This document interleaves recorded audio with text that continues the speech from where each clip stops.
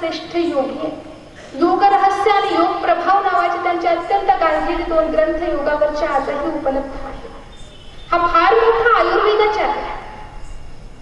आपल्याला 2-4 आसन प्राणायामांचा वैयक्तिक जरी लाभ झाला किंवा आयुर्वेदाच्या काही गोष्टीला आरोग्याला गुण आला तर आपण ते शास्त्र मानायला लागतो। महाराजांनी आयुर्वेद आणि माणसाचं मन याचा एकत्रित मानस आयुर्वेद नावाचा एक श्रेष्ठ ग्रंथ लिहिला।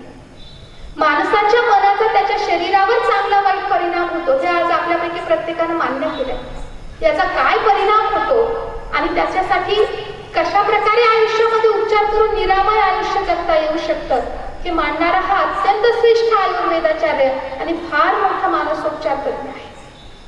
श्री महाराजांचं वैशिष्ट्य असं आहे की आयुष्यातल्या प्रत्येक क्षेत्रामध्ये त्यांनी सामान्य माणसाचा अधिकार ओळखत त्याला त्याच्यापर्यंत पोहोचलं। हे संतांचं वैशिष्ट्य। या जगामध्ये विद्वानांची कमतरता नाही। अनेक विद्वानांनी त्यांचे विचार आजपर्यंत इथे मांडले, पण श्री गुलाबराव महाराजांचं वैशिष्ट्य हे आहे की या संपूर्ण विचारांचा त्यांनी अभ्यास करत त्या संपूर्ण विचारांमध्ये काय समन्वय आहे हे आपल्या पुढे मांडलं। आणि म्हणून गुलाबराव महाराजांच्या नावापुढे जी अभिधानं आम्ही लावतो त्यामधलं समन्वय महर्षी श्री गुलाबराव महाराज हा शब्द फार महत्वाचा आहे। आज प्रत्येकाला आपलीच बुद्धी श्रेष्ठ या अभिनिवेशामध्ये अनेक जण जगत आहेत। मी म्हणतो तितकं योग्य, दुसऱ्याचं स्वीकारण्याची काही गरज नाही, इतरांचा विचार ऐकून घेण्याची भूमिका नाही आणि म्हणून छोट्याशाही गोष्टीवरून मन पेटतात, गावं पेटतात, घर जळतात आणि संसार उद्ध्वस्त होतात। परंतु आयुष्यामध्ये समन्वय फार महत्वाचा आहे हे श्री गुलाबराव महाराजांनी दाखवलं। त्यांनी वेदांमधल्या 6 दर्शनांमध्ये समन्वय केला। सांख्य ईश्वर मानत नाही अशी तत्वज्ञानामध्ये एक भूमिका आहे, त्यांनी सिद्ध केलं की सांख्य ईश्वर मानतात। त्यांनी अनेक धर्मांमध्ये समन्वय कसा आहे हे सिद्ध करून दाखवलं। धर्माचा समन्वय सांगताना श्री गुलाबराव महाराज असं म्हणतात की प्रत्येक धर्माचं अधिष्ठान जर काय असेल तर माणसामध्ये चांगली वृत्ती वाढली पाहिजे हे प्रत्येक धर्माला अपेक्षित आहे। माणसामधली सात्विकता वाढली पाहिजे, त्याच्यामधली तामसिक प्रवृत्ती कमी झाली पाहिजे हे हिंदूंना अपेक्षित आहे, ते मुस्लिमांना आणि बौद्धांना सुद्धा। महाराज असं म्हणतात की प्रत्येकाचं अधिष्ठान एक आहे, पण प्रत्येकाच्या अधिकारानुसार त्याची उपासना पद्धती वेगवेगळी आहे।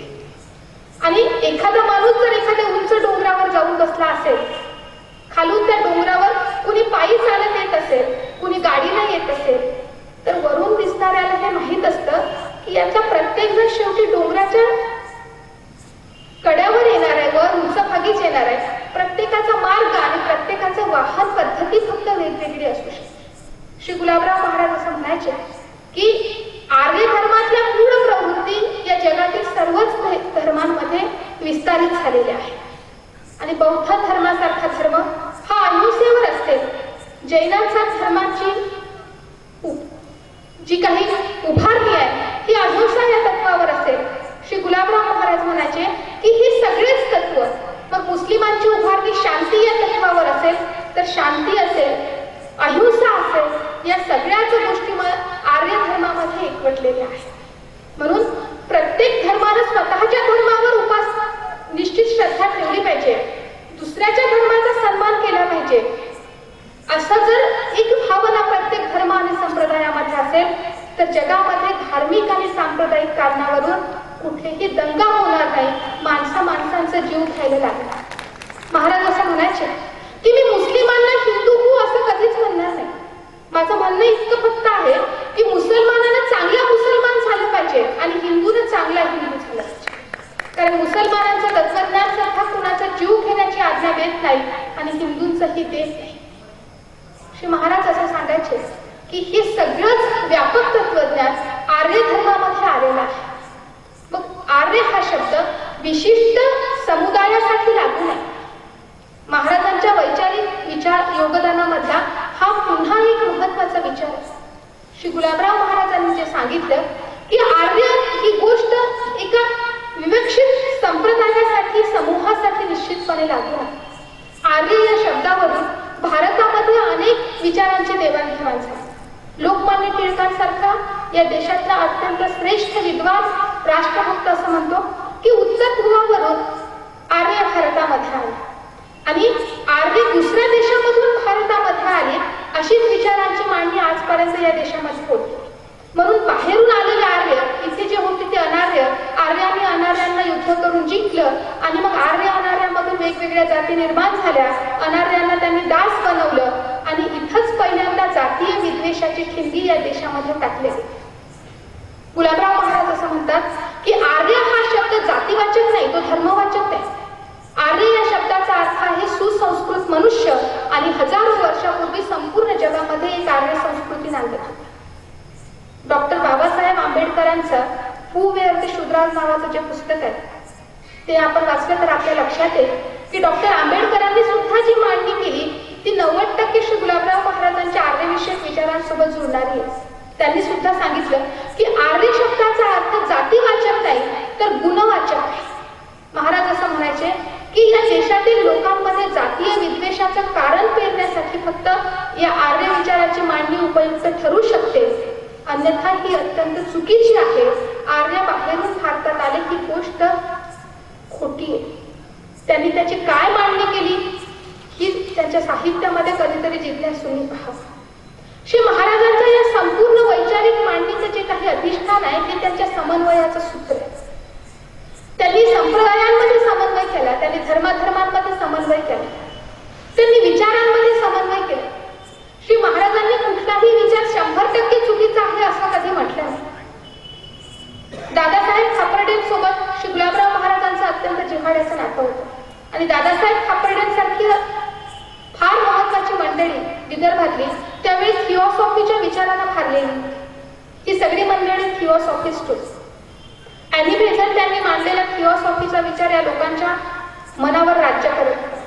श्री गुलाबराव महाराजांनी तो विचार करण्यासाठी अकोल्याला जाऊन थिओसॉफीचा डिप्लोमा घेतला आणि थिओसॉफीच्या विचारापासून विचारातील ज्या काही कमकुवत बाजू होत्या त्या या लोकांना सांगितलं आणि दादासाहेब खापर्डेंना थिओसॉफीकडून पुन्हा वेदांत धर्माकडे वळवलं. कोणताही विचार मांडताना त्यांनी 100% त्याज्य म्हटला. प्रत्येकच विचारामध्ये काही भाग हा घेण्यासारखा आहे, हा ग्राह्यांश असतो, तो आपण मोठ्या मनानं स्वीकारला पाहिजे. श्री महाराज असं म्हणायचे की गुण आयुष्यात कोणाही जमून घेतला पाहिजे, त्याच्यासाठी माझा तुमचा नीट उच्च परका आप हा भेद न ठेवता जे काही चांगलं असेल ते माणसाला उचलता आलं पाहिजे. याच विचारांच्या आधारावर त्यांनी भारतातल्या दत्त संप्रदाय, महानुभाव संप्रदाय या सगळ्या संप्रदायांचा सुद्धा अतिशय सुंदर समन्वय करून दाखवला. संप्रदाय कुसुम मधू नावाचा त्यांचा एक सुंदर ग्रंथ उपलब्ध आहे. कोणताही विचार चुकीचा नाही, त्या विचारामध्ये काही गोष्टी कमी असू शकतात, काही गोष्टी चांगल्या असू शकतात, त्या समजून घेतल्या पाहिजे आणि आपापल्या विचार पद्धतीवर श्रद्धा ठेवत दुसऱ्याच्याही विचार पद्धतीचा आपण सन्मान ठेवला पाहिजे. या पद्धतीने जर आपण वागत असेल तर या देशाला वैचारिक मतभेद नवीन नाही. वास्तविक विचार कोणी वेगळं मानतो म्हणून आपण त्याची हत्या करत असू तर हा भारतीय विचारधारेला लागलेला अत्यंत मोठी काळीमा आहे. या देशामध्ये वैचारिक युद्ध अनेक झाली, मतभेद मान्यच आहे. त्या मतभेदामुळे फक्त मनाचा भेद होऊ नये ही धारणा श्री गुलाबराव महाराजांची आणि या परंपरेची कायम आहे. श्री महाराजांनी या सगळ्या योगदानामध्ये जो काही महत्वाचा विचार मांडला असेल तो शेतीचा सुद्धा आहे. हा सगळा विदर्भ महाराष्ट्र जेव्हा शेतकऱ्याच्या आत्महत्येनं फोडून निघतोय, जो आपल्या सर्वांचा पोशिंदा आहे, त्याला जगण्यापेक्षा मरण अतिशय सोपं वाटतंय का असं हवं. श्री महाराजांनी सांगितलं शेती कशी करता येईल, कोणत्या शेतकऱ्याला त्याच्या शेतीमध्ये प्रगती करता येईल, कोण्या शेतकऱ्याची प्रगती होणार नाही. ते म्हणतात जो फक्त पावसाच्या पाण्यावर अवलंबून राहील त्याला प्रगती नाही करता येत आणि मग कसं शेतीला पाणी पुरवलं पाहिजे. महाराज असं म्हणायचे की तांत्रिक पद्धतीनं थोडंसं पाणी सुद्धा शेतीला पुरू शकतं. जी ठिबक योजना आपण आज शेतांमध्ये राबवतोय ती ठिबक योजना त्यांनी 125 वर्षापूर्वी सांगितली. व्यापार कसा केला पाहिजे, गृहिणीनं कुटुंब कसं सांभाळलं पाहिजे. श्री महाराजांनी स्वतःची ओळख सांगताना एके ठिकाणी ते असं म्हणतात की मी मनानं स्त्री आणि शरीरानं पुरुष आहे. आणि म्हणून श्री गुलाबराव महाराजांच्या आयुष्यात त्यांनी स्त्रियांबद्दल मांडलेला विचार सुद्धा अत्यंत महत्वाचा आहे. श्री गुलाबराव महाराजांना एक प्रश्न एकदा विचारण्यात आला की स्त्री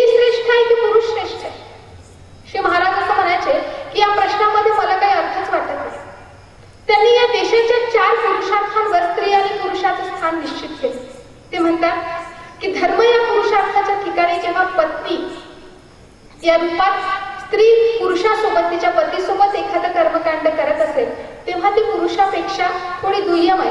कारण आपल्याकडे हवन टाकण्याचा अधिकार पुरुषाला असतो, बायकोला त्याच्या हाताला हात लावायचा असतो.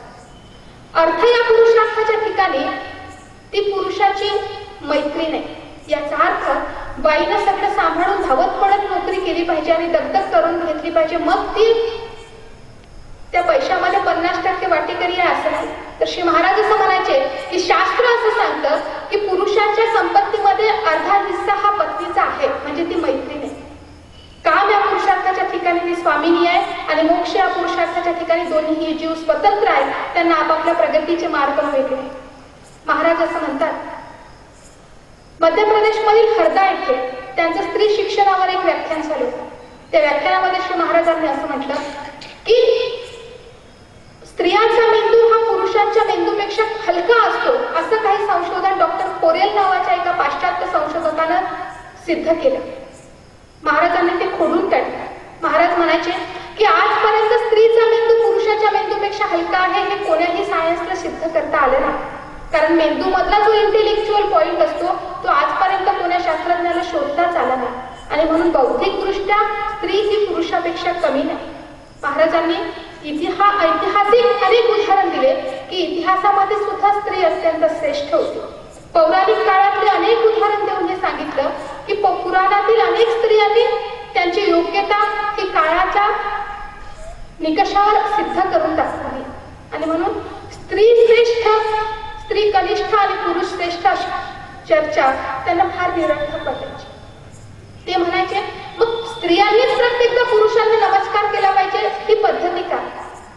महाराजांनी त्याचं अतिशय सुंदर उत्तर दिलं की आपल्या घरात एखादी वृद्ध आई असेल तर घरातील ज्येष्ठ पुरुष सुद्धा जाताना त्या आईला नमस्कार करून जातो. तिथं स्त्री पुरुष हा भाव नाही, तो सन्मानाचा आणि मर्यादेचा भाग आहे.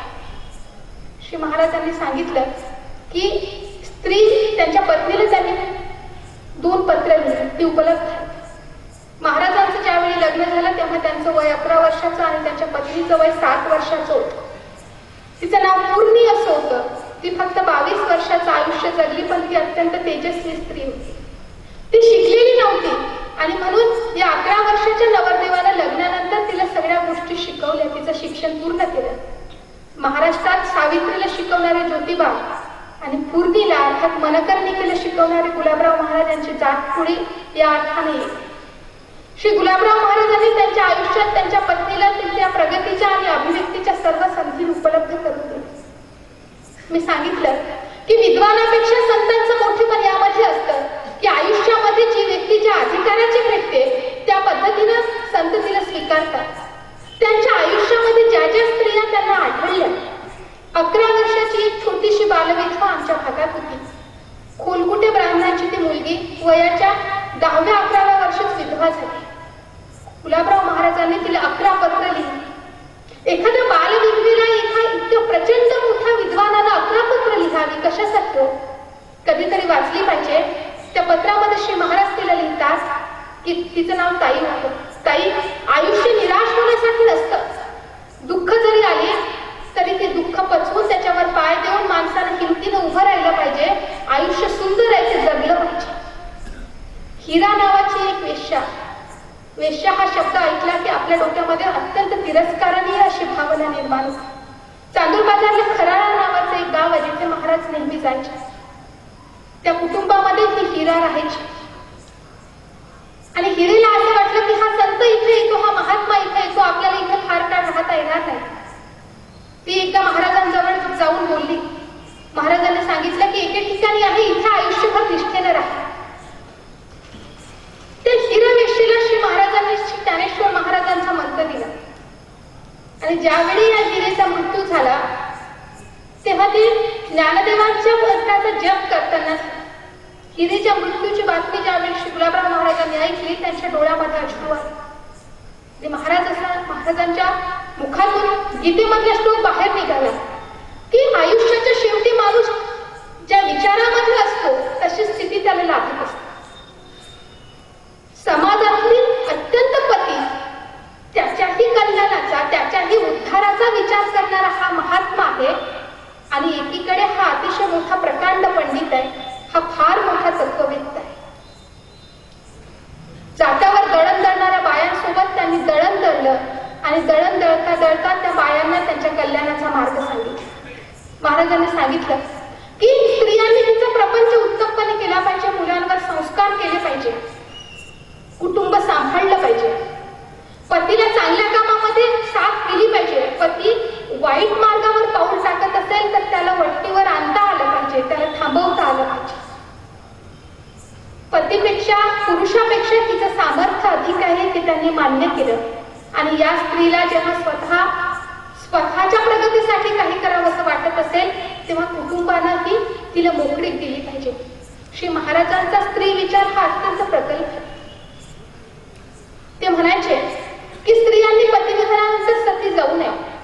आणि त्यांना एकाला प्रश्न केला की महाभारत तर असं म्हणतं की पतीच्या निधनानंतर स्त्रीने सती गेलं पाहिजे, ही या देशाची परंपरा आहे. महाराजांनी त्याचा अत्यंत सुंदर अर्थ सांगितला. ते म्हणायचे की महाभारत असं म्हणतं की ज्या स्त्रीला अग्नीचा उपयोग न करता स्वतःच्या तपोबलानं स्वतःला भस्म करता येत असेल तिनं कुशाल पतीच्या चितेवर नंतर सती जावं. असं सामर्थ्य आजच्या काळात कोणा स्त्रीमध्ये नाही. आणि म्हणून सती जाणं म्हणजे आत्महत्या करणं आहे. आत्महत्या हे पातक आहे. आणि स्त्रीनं पतीच्या निधनानंतर सती न जाता उर्वरित आयुष्य अत्यंत हिमतीने जगलं पाहिजे. त्याही पुढे जाऊन ते म्हणतात की एखाद्या स्त्रीवर जर कधी आयुष्यात अत्याचार बलात्कार होत असेल तर कसं वागावं. महाराज लिहून ठेवतात की त्या स्त्रीनं आत्महत्या करू नये आणि समाजानं तिच्या पाठीशी भक्कमपणे उभं राहिलं पाहिजे. 125 वर्षापूर्वी आजच्या सामाजिक परिस्थितीवर अत्यंत दृष्टीपणे भाष्य करणारं आणि समाजाला वागण्याची दिशा देणारा हा फार मोठा लोकशिक्षक आहे. त्यांना अपेक्षित आहे की हा समाज चांगल्याच्या पाठीशी कायम उभा राहिला पाहिजे. एकीकडे भगवान श्रीकृष्ण आणि भगवान ज्ञानदेवांवर असीम निष्ठा असणारा हा महात्मा, दुसरीकडे मात्र कोंडूगिरीवर तीक्ष्ण प्रहार करणारा फार मोठा लोकशिक्षक आहे. अनेक प्रकारच्या कोंडू समाजाला कसे फसवतात आणि ती कोंडूगिरी थांबवण्यासाठी समाजातल्या तरुण पिढीने त्या कोंडूंना कसे प्रश्न विचारले पाहिजे, समाजाचा अध्यात्माच्या नावावर होणारं शोषण थांबवण्यासाठी आपण काय काळजी घेतली पाहिजे, ही अत्यंत कठोर पद्धतीने लिहून ठेवणारे श्री गुलाबराव महाराज हे तुकारामांचे खरे वारसदार आहे. आपल्याला असं वाटतं की संतांनी फक्त सगळं बरं बरं असंच म्हटलं, पण खरं पाहता एखाद्या विद्वानामध्येही जे धारिष्ट नसेल ते संपूर्ण धैर्य या समाजाला या संतांनी दिलं. भोंदूगिरीवर अत्यंत तीक्ष्णपणे प्रहार करणारे श्री गुलाबराव महाराज मनानं मात्र कायम आळंदीमध्ये स्थित आहे. आपली अशी धारणा असते की एखादी व्यक्ती विद्वान म्हटलं की ती भावूक नसली पाहिजे असे आपली धारणा असते. आणि एखादी व्यक्ती जर भावनेच्या पातळीवर जगत असेल तर तिला फार बुद्धी नसते असं आपल्याला वाटत राहतं. श्री गुलाबराव महाराजांचं व्यक्तित्व म्हणजे मीराबाई आणि शंकराचार्य एकत्रितपणे आहेत असं व्यक्तित्व आहे. मधुरा भक्तीमध्ये रमणारी ही गोपिका आहे आणि दुसरीकडे तत्वज्ञानाच्या प्रत्येक प्रश्नावर, समाजाच्या प्रत्येक प्रश्नावर अत्यंत तर्ककठोरपणे बोलणारी हा अत्यंत सिद्ध असा प्रज्ञाचक्षु आहे. भक्ती आणि वेदांतामध्ये रमणारी त्यांची बुद्धी पाश्चात्य विचारधारेचंही समीक्षण करत होती, ही फार मोठी कौतुकास्पद गोष्ट आहे. ल रा पांगारकर हे नाव कदाचित आपल्यापैकी काहींनी ऐकले असेल. तर पांगारकरांनी एकदा श्री गुलाबराव महाराजांना प्रश्न केला, पाश्चिमात्याने भारतीय तत्वज्ञानामध्ये काय साम्य आहे. पांगारकर लिहून ठेवतात. पांगारकर महाराष्ट्रातले संत साहित्याचे अत्यंत गाढे अभ्यासक आहेत. मुमुक्षू नावाचं एक वर्तमानपत्राचे ते संपादक होते. पांगारकरांचं स्वतःचं फार मोठं साहित्य उपलब्ध आहे. ते समीक्षेच्या प्रांतातलं फार मोठं नाव आहे. गुलाबराव महाराजांनी एक ते दीड तासामध्ये पाश्चिमात्य विचारधारा आणि भारतीय तत्वज्ञान याचा अत्यंत सुंदर समन्वय करून दाखवला. डार्विनचा उत्क्रांतिवाद श्री गुलाबराव महाराजांनी खोडला, तो त्यांच्या साहित्यामध्ये कधीतरी वाचा. आपले पूर्वज माकड होते आणि माकडापासून माणूस निर्माण झाला हा विचार जो डार्विननं मांडला तो पिढ्यानपिढ्या आम्हाला जसाच्या तशा शिकवला गेला. हा संपूर्ण डार्विनच्या उत्क्रांतिवादाचं खंडन श्री गुलाबराव महाराजांनी केलं. स्पेन्सरचा आग्नेयवाद त्यांनी फोडला आणि फॉरेन कंट्रीजमध्ये जे काही तत्ववेत्ते होऊन गेले त्या सर्व तत्ववेत्त्यांच्या तत्वज्ञानाचा अत्यंत मूलगामी अभ्यास करून त्याचा समन्वय पद्धतीनं मांडणी करणारा हा भारतातला अत्यंत श्रेष्ठ असा तत्ववेत्ता आहे. श्री गुलाबराव महाराज यांचा संपूर्ण जो काही विचार आहे हा मानव जातीच्या कल्याणाचा विचार आहे. दुसरीकडे हा महात्मा अनेकांच्या उत्थानाचा विचार मनामध्ये कारुण्याच्या भावनेनं करणारा आहे. श्री महाराज फक्त 34 वर्षाचं आयुष्य जगले. या 34 वर्षाच्या आयुष्यामध्ये त्यांच्या आयुष्यात प्रचंड चमत्कार आहे. कधीतरी ते साहित्य आपण पाहिलं ते स्वतः व्यक्तित्वच एक फार मोठं चमत्कार आहे की ज्याचे डोळे 9व्या महिन्यात गेले, ज्याची आई 4थ्या वर्षात गेली, ज्याचं लग्न 11व्या वर्षी झालं, ज्याच्या कुटुंबामध्ये सावत्र आईनं अनेक निष्प्रयोग केले, ज्याच्या पत्नीसह ज्याला कुटुंबातून बाहेर काढून दिला गेलं, जो कधी शाळेत जाऊन ज्यांना औपचारिक शिक्षण घेतलं नाही, एक पैसा मागून ज्यांना एखादा ग्रंथ विकत आणला, ज्यांना आयुष्यात प्रत्येक पुस्तक दुसऱ्याकडून वाचून घेतलं कारण त्याच्या डोळ्याला कधी दिसलेच नाहीत अक्षर. त्यांच्या ग्रंथांची रचना सुद्धा अशी झाली की ते कधीतरी म्हणायचे की मी आता थोडंसं काहीतरी आरामात सांगतो, तुम्ही लिहून घ्या. आणि एका वेळी 4 लोक लिहायला बसायचे. त्यांच्या बोलण्याचा वेग इतका प्रचंड असायचा की पहिलं वाक्य, दुसरं तिसरं आणि चौथा या पद्धतीनं ते सगळं लेखन झालं आहे. आणि या लेखनामधून जे काही साहित्य आज उपलब्ध आहे ते 134 ग्रंथ आहे. यातले ग्रंथ योगावर आहे, आयुर्वेदावर आहे, संगीतावर आहे, शेतीवर आहे, रसायनशास्त्रावर आहे, भौतिकशास्त्रावर आहे. तुम्ही कुटुंब कसं सांभाळलं पाहिजे हे मार्गदर्शन करणार आहात. तुम्ही विज्ञानाचे शोध कसे लावले पाहिजे, गणितात काय संशोधन केलं पाहिजे, असं एकही क्षेत्र आणि विषय नाही की ज्यामध्ये श्री गुलाबराव महाराजांनी त्यांचं स्वतंत्र प्रज्ञेला काही योगदान दिलं नसेल. आणि हे सगळं योगदान त्या क्षेत्रातील विचारवंतांना, त्या क्षेत्रातील अभ्यासकांना अत्यंत मार्गदर्शक. डॉक्टर माशेलकर आणि डॉक्टर विजय भटकरांसारखे या देशातले श्रेष्ठ संशोधक श्री गुलाबराव महाराजांच्या साहित्याचा अध्ययन करत आहेत, अभ्यास करत आहेत. श्री गुलाबराव महाराजांनी ज्या कार्यकाळामध्ये काम केलं तो कालखंड अतिशय वेगळा होता. कोणत्याही व्यक्तीचं मूल्यमापन करताना त्या व्यक्तीच्या कालखंडानुसार आपण केलं पाहिजे हे अतिशय महत्वाचं आहे. आणि या सर्वांवर कळस म्हणजे हा महात्मा स्वतः प्रसिद्धीपासून कायम आयुष्यभर दूर राहिला. एकदा त्यांना डॉक्टर देशमुखांनी मुंबईला नेलं आणि 7 दिवस ते मुंबईमध्ये होते. या 7 दिवसातल्या 24 तासांमध्ये 21 तास त्यांनी सतत चर्चा केली आणि मुंबईमधील doctor Setalvad, doctor Bhajekar, doctor Bhavani Shankar Niyogi, कुणी न्यायशास्त्रातलं, कोणी वैद्यकशास्त्रातलं, वेगवेगळ्या क्षेत्रातील मंडळी श्री गुलाबराव महाराजांनी तिथं जाऊन भेटायची, त्यांच्या क्षेत्रामधील समस्या विचारायचे आणि न्यायशास्त्रातल्या माणसाशी महाराजांची चर्चा या पद्धतीनं चालायची. काही चर्चांचं लेखन उपलब्ध आहे, कधीतरी वाचलं पाहिजे. तर्कशास्त्राचा अभ्यास करणाऱ्या प्राध्यापकाशी या पद्धतीनं चर्चा चालायची की तर्कशास्त्राच्या सगळ्या प्राध्यापकांनी जाऊन त्यांच्या पायावर लोटांगण घातलं. 7 दिवसामध्ये 4000 लोक मुंबईमध्ये त्यांना भेटून गेले आणि ज्या क्षणी त्यांना असं वाटलं की आता कुठेतरी आपल्या नावाची चर्चा होईल त्यावेळी कुणालाही न सांगता ते रात्रीचे तिथून परत निघून आले. ज्या ठिकाणी लोकमान्यांचं निधन झालं त्या सरदार गृहामध्ये श्री गुलाबराव महाराज मुंबईला 18 दिवस राहिले. अनेक लोकांनी वेगवेगळ्या विषयांवर त्यांचं मार्गदर्शन घेतलं. अनेकांनी त्यांना भेटल्यानंतरचे अनुभव लिहून ठेवले. दादासाहेब खापर्डे ज्यांचे नातू या व्याख्यानमालेत एक व्याख्याता आहेत ते लोकनायक बापूजी आणि महाराष्ट्रामधले मामासाहेब दांडेकर, त्या काळची अत्यंत श्रेष्ठ सगळी विद्वान मंडळींचा श्री गुलाबराव महाराजांशी परिचय होता.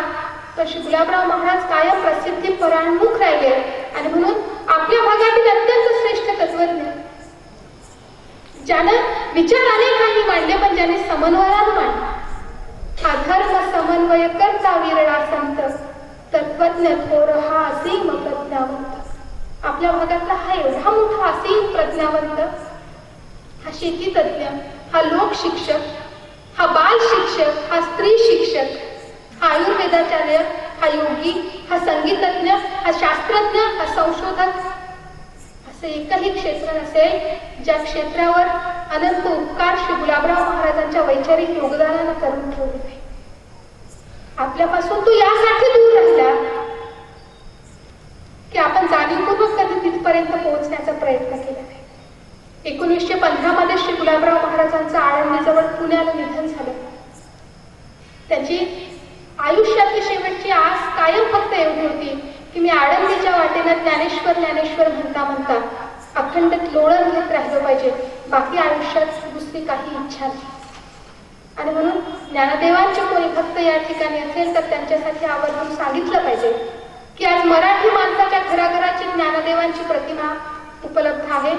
ते ज्ञानेश्वर माऊलींचा फोटो हा गुलाबराव महाराजांनी अकोल्याच्या चित्रकाराकडून तयार करून घेतला. ज्ञानेश्वरीचं तत्वज्ञान आणि ज्ञानेश्वरी हा त्यांच्यासाठी अत्यंत श्रेष्ठ ग्रंथ होता. त्यांनी ज्ञानेश्वरीमध्ये नसलेल्या 1000 ओव्या सांगितल्या. ते म्हणायचे की ज्ञानेश्वरी मूळ 10,000 ओव्यांचा ग्रंथ आहे. आज त्याच्या 9,000 ओव्या उपलब्ध आहे आणि नसलेल्या 1000 ओव्या त्यांना मुखोद्गत होतात. आयुष्यामधील काही गोष्टी आपल्याला गूढ वाटत राहतात आणि त्या खोट्या आहे असं आपण म्हणत राहतो, परंतु आयुष्यातल्या अनेक गोष्टी एका शब्दात टाळून चालत नाही. त्या कधीतरी शांत मनाने शोधत राहाव्या लागतात आणि श्री गुलाबराव महाराजांचं आयुष्य हे या पद्धतीचं सुद्धा आहे. परंतु श्रद्धा हा ज्याच्या व्यक्तित्वाचा प्रांत असेल, जो फक्त तर्कावर उभा असेल, जो फक्त युक्तीवर उभा असेल, जो फक्त प्रत्यक्ष प्रमाणावर उभा असेल, त्याच्यासाठी सुद्धा अत्यंत श्रेष्ठ तार्किक म्हणून, अत्यंत श्रेष्ठ युक्तिवादानं प्रत्येक गोष्टीची चर्चा करणारा फार मोठा प्रज्ञावंत म्हणून श्री गुलाबराव महाराजांकडे पाहता येईल. तुम्हाला गणित आवडत असेल तर गणितज्ञ म्हणून त्यांचा विचार समजून घ्या. तुम्हाला भाषा आवडत असेल तर त्यांनी 123 मात्रा वृत्तांची भाषेमध्ये निर्मिती केली. नावंग नावाची स्वतंत्र भाषाच या प्रज्ञाचक्षुने शोधून काढली. तुम्ही भाषेचे अभ्यासक असाल तर कधीतरी त्यांचं भाषेवरचं प्रभुत्व पहा. त्यांनी 5 भाषांमध्ये ग्रंथांची रचना केली आहे. मराठी, हिंदी, व्रज, संस्कृत आणि वऱ्हाडी. जगातली अशी एकही भाषा नव्हती जी त्यांना समजत नव्हती. दादासाहेब खापर्डेंकडचा अनुभव खापर्डेंनी सांगितलाय की जर्मनचे एक गृहस्थ एकदा दादासाहेब खापर्डेंकडे आले होते. त्यांनी जर्मनीमध्ये एक प्रश्न दादासाहेबांना विचारला. त्या प्रश्नाचं उत्तर गुलाबराव महाराजांनी दादासाहेबांना सांगितलं आणि दादासाहेबांनी ते ट्रान्सलेट करून त्या मनुष्याला सांगितलं. ते उत्तर अचूक होतं. दादासाहेबांना आश्चर्य वाटलं. त्यांनी विचारलं की महाराज, तुम्हाला जर्मन भाषा समजत नाही, तुम्ही उत्तर अचूक दिलं कसं? महाराजांनी त्याचं कारण सांगितलं. ते कारण त्यांच्या साहित्यामध्ये तुम्ही कधीतरी वाचा. प्रत्येक भाषा त्यांना समजत होती आणि 5 भाषांमध्ये त्यांचं साहित्य 6000 पृष्ठांचं साहित्य त्यांनी निर्माण करून ठेवलं. हा फार मोठा लेखक, कवी, अत्यंत प्रतिभावंत. आपण ज्या क्षेत्रात असाल त्या क्षेत्रासाठी म्हणून श्री महाराजांच्या अक्षरवाङ्मयाकडे गेलात तरीही आपल्याला प्रत्येक गोष्ट भरभरून मिळेल. आपल्या भागातील हा संत, या व्यक्तित्वाला अनेक आयाम आहे हे कधीतरी समजून घेतलं पाहिजे. याच्या अक्षरवाङ्मयाचा प्रत्येक विचार हा येणाऱ्या पिढीच्या कल्याणाचा विचार आहे हे जाणून घेतलं पाहिजे. आणि आपल्या नवीन पिढीला काहीतरी देताना त्यांचे ज्येष्ठ आणि श्रेष्ठ म्हणून घराचा एखादा मजला कमी बांधला तरी चालेल. आपल्यापैकी सगळ्यांची आयुष्य अनुभवानं समृद्ध झाली आहे. या व्याख्यानमालेतील सगळेच नंतरचे व्याख्याते माझ्यापेक्षा वयाला ज्येष्ठ आहेत, अनुभवानं समृद्ध आहेत. इथे उभं राहून आपल्याला उपदेश करण्याच्या भूमिकेत मी निश्चितपणे उभी नाही, परंतु आपल्या मुलांना, आपल्या नातवंडांना देताना आपण काय दिलं पाहिजे. तर ज्यानं कोणीही, ज्या महानुभावानं ही शरद व्याख्यानमालेचा प्रारंभ केला, आपण देणं लागत असतो समाजाचा आणि येणाऱ्या पिढीचं की आपण आपली सांस्कृतिक शिदोरी आणि आपला सांस्कृतिक वारसा हा नेहमी संक्रमित करता आला पाहिजे. श्री गुलाबराव महाराजांचं साहित्य, त्यांचं एक तरी चरित्र आपल्या प्रत्येकाच्या घरामध्ये असलं पाहिजे. या देशाचं मोठेपण कशात आहे, या मातीची श्रीमंती कशात आहे हे येणाऱ्या पिढीला सांगायची असेल तर ती रुपयांमध्ये आणि डॉलरमध्ये निश्चित नाही. ती या देशाच्या विचारांमध्ये आणि या देशातलाच नाही तर सर्वे भवन्तु सुखिनः हा संपूर्ण जगाच्या कल्याणाच्या सुखाचा विचार या देशातील ज्या विचारवंतांनी, ज्या संत महात्म्यांनी मांडला, त्या विचारामध्ये या देशाची आणि आपल्या आयुष्याची खरी श्रीमंती. आपल्या घरामध्ये श्री गुलाबराव महाराजांचं किमान एक चरित्र असलं पाहिजे. आपण त्या नावाची ओळख आपल्या येणाऱ्या पिढीला करून दिली पाहिजे. आणि याला औचित्य आहे की 2015 हे श्री गुलाबराव महाराजांचं जीवन शताब्दी वर्ष. 2015 मध्ये त्यांना जाऊन 100 वर्ष पूर्ण झाली. आणि हा महात्मा आपल्याला कळायला, त्याचं नाव आपल्यापर्यंत पोहोचायला 100 वर्षाचा कालावधी, एक शतक आपण रोखला. पण कधीतरी त्याला आपल्या अंतरंग जीवनात, आपल्या मनावर अधिष्ठित होऊ द्या. आणि मग पहा की आयुष्य दुसऱ्याच्या आयुष्यात सुख देण्यासाठी पूर्णपणे तयार असेल. श्री गुलाबराव महाराज या कारंजामध्ये येऊन गेले. मी सुरुवातीला सांगितलं, आपण सगळेजण अत्यंत भाग्यवंत आहोत. ज्या दहीहंडेकरांकडे ते आले, त्यांचे जो काही प्रसंग आहे त्याची पूर्वपीठिका कधीतरी त्यांच्या साहित्यामध्ये वाचा. आपण आज नाही श्री गुलाबराव महाराजांच्या चरित्राचा अभ्यास केला, समजून घेतलं, तर ते थांबेल असं होणार नाही. श्री गुलाबराव महाराजांच्या चरित्रातले चमत्कार मी तुम्हाला एकही सांगितला नाही. त्यांच्या आयुष्यामध्ये ते जे जे काही बोलले त्यातलं अक्षरही कधीच खोटं नाही झालं. ते लहानपणी सांगायचे एखाद्या गर्भवती बाईला की तुला मुलगा होईल, तिला मुलगा व्हायचा. एखाद्याला सांगायचं तुला जुळे लेकरं होते, तिला जुळे लेकरं व्हायचे. एखादी लग्नाची पत्रिका घेऊन आलेल्या एका सोयऱ्याला त्यांनी सांगितलं की तू लग्नाहून येता येता 7 तारखेला तू मरशील, पुणे. कुणी आलं की या गुल्ल्याची आजी त्याला बोलू देत नाही. म्हणायची की गुल्ल्यात ते जायपर्यंत बोलू नको, लोक तुला काय तोंड्या म्हणते, बोवाऱ्या म्हणते, तू बोलला ते खरं होते. आणि मग तू गुल्ल्या म्हणायचा आजी मी रागानं नाही बोलतो, मला जे वाटते दिसते ते मी बोलतो. आणि गुलाबराव महाराज त्यांच्या 34 वर्षात अक्षरही बोलले असेल ते खरं झालं. त्या 34 वर्षात ते एकदा असं म्हणाले की येणाऱ्या काळामध्ये लोक माझे ग्रंथ डोक्यावर घेऊन नाचतील. हा शब्द सुद्धा खरा होईल. आपण विदर्भातल्या लोकांनी नाही, आपण कारंजा अमरावतीच्या लोकांनी नाही त्यांची पुस्तकं पाहिली, त्याच्यातून काही शिकलो तर जग थांबेल असं होणार. उद्या रशियाचे, ब्रिटनचे, अमेरिकेचे लोक येतील आणि विचारतील, त्याचा फोटो दाखवून विचारतील यांना पाहिलाय ते तुमच्या ओळखीचे, तुमच्या भागातले. तेव्हा फक्त मान खाली घालायची वेळ आपल्यावर येऊ नये. आपलं हे अत्यंत ऐश्वर्य संपन्न संचित, जी ज्ञानदेवांची लेख आहे, जी भगवान श्रीकृष्णाची पत्नी आहे, जी डार्विन आणि स्पेन्सरचं खंडन करणारा फार मोठा तत्ववेत्ता आहे, जो कलेच्या प्रांतात घेऊन जाणारा फार मोठा कलोपासक आहे, याची माहिती कुठेतरी, त्याचे नाव कुठेतरी, त्याचा विचार कुठेतरी समजून घेण्याची तयारी आपल्या मनाची असली पाहिजे. आपण श्रद्धावान आणि आस्तिक नसलो तरी पण आपण बांधील आहोत माणुसकीच्या भल्यासाठी. आणि म्हणून माणुसकीच्या भल्याचा, त्याच्या सर्जनशील आयुष्याच्या अत्यंत क्रांतिकारी विचार श्री गुलाबराव महाराजांनी त्यांच्या साहित्यामध्ये दिला आहे. तो आपण समजून घ्यावा, आपल्या येणाऱ्या पिढीपर्यंत पोहोचावा. ती काळाची गरज आहे असं आव्हान आणि विनंती या निमित्तानं करते. ही व्याख्यानमाला सर्वसमावेशक आहे, सर्व विचारांचा आदर करणारी आहे असं मी ऐकून होते. या व्याख्यानमालेच्या निमित्तानं मी जे काही बोलली असेल, बोलणाऱ्याचा मोठेपणा नाही, जो विषय मी मांडला तो विषय स्वतःमध्ये इतका उदात्त आहे की त्याला स्वतंत्रपणे काही बोलण्याची गरज नाही. आपण या व्यासपीठावर त्या विषयाच्या निमित्तानं मला बोलवलं. मी फार मोठी वक्ता नाही, पण ज्या विषयावर मी बोलली तो विषय अत्यंत श्रेष्ठ आणि मोठा आहे. आपण मला संधी दिली, या व्याख्यानमालेच्या आयोजकांप्रती कृतज्ञता व्यक्त करते. आपण सर्वांनी ऐकून घेतलं, आपल्या सर्वांना मनापासून अभिवादन करते आणि थांबते. धन्यवाद.